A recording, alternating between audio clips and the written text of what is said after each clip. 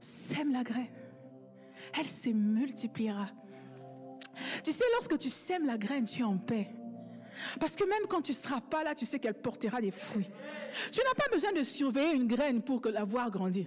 Qui a déjà sémé un grain de maïs et puis reste là toute la journée à surveiller? Personne.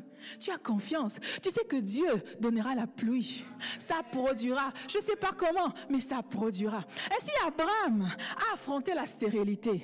Il s'est battu avec la stérilité. Puis 25 ans après, il a eu Isaac. Et puis Abraham était devenu vieux, fatigué. Et puis le serpent de la stérilité a joué et s'est dit non, je veux me représenter chez Abraham. Il vient rencontrer Isaac. Isaac dit, ah, je reconnais ce serpent. Il a déjà mordu mon père. Mais mon père a sémé la graine en moi. Je sais comment on se bat avec la stérilité. La Bible dit, Isaac invoqua l'Éternel. Et Isaac aussi a vaincu la stérilité. Puis Jacob est venu. Jacob a épousé Rachel. Rachel aussi a connu la stérilité. Rachel se battait avec Jacob. Dis à ton Dieu de me donner des enfants. Jacob dit, reste calme. On a la graine. On a la graine. On le vaincra. Sèmons-nous la graine. Tu sais, j'ai été toujours fascinée avant de terminer, compris, par le fait que Jésus ne s'est pas débarrassé de ses cicatrices. Je disais, Seigneur, tu fais des miracles. Tout le monde ici n'aimerait pas, tout le monde, hein, mais moi en tout cas, il y en a aussi qui aimeraient faire une chirurgie pour effacer certaines cicatrices, pour corriger certaines choses. Toi, tu as la puissance. Toi, tu es le chirurgien de chirurgien. Pourquoi tu vas traîner avec des mains trouées comme ça? Pourquoi tu vas traîner avec des pieds et des côtes percées? Jésus me dit, Anta, il ne faut pas seulement montrer aux gens tes victoires. Il faut leur montrer comment tu es arrivé à tes victoires. Parce que si tu montres à tes enfants comment ils sont arrivés à tes victoires, même lorsqu'ils échoueront, ils ne vont pas s'arrêter. Parce qu'ils diront, maman a été blessée, elle a été guérie. Même si cette chose m'a atteint.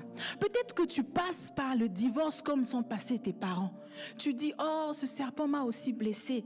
Mais regarde bien, ta mère s'est relevée. Regarde bien, tu es passé. Ce serpent a peut-être réussi à te mordre comme les autres. Mais regarde les cicatrices de ta mère. Elle a été relevée. Donc lorsque tu sèmes la graine, tu leur montres que j'ai échoué, mais j'ai réussi. Je suis tombée ici, mais j'ai réussi. Sème-en-eux la graine. Montre-leur que il peut y avoir des zones de turbulence, mais tu te relèveras. Montre-leur tes cicatrices. Parle-leur de là où tu es tombé. Dis-leur comment ça a été difficile pour que tu arrives en Europe. Explique-leur comment ça a été difficile pour que tu aies ce travail. Pour que tu connaisses Dieu, comment ça s'est passé. Montre-leur tes cicatrices. Et quand ils seront sur le terrain, même quand on leur aura percé la côte, ils diront, oui, je sais que ça fait mal, mais je sais aussi comment on se relève. Je sais que c'est dur, mais je sais aussi, mais il faut que la graine. Tu ne peux pas mourir avec la graine. Ne pars pas avec la connaissance que tu as. Femme, lève-toi et sème la graine. La sagesse que tu as, l'intelligence que tu as quelque chose. L'onction que tu as quelque chose. Sème-la, donne-la aux autres, à tes nièces, à tes voisins. Sème la graine. Il faut que dans tous les coins de ta vie, qu'il y ait des gens qui ont la graine. Même quand tu passeras, qu'il y ait des gens qui ont la graine. Afin que les victoires puissent passer de génération en génération.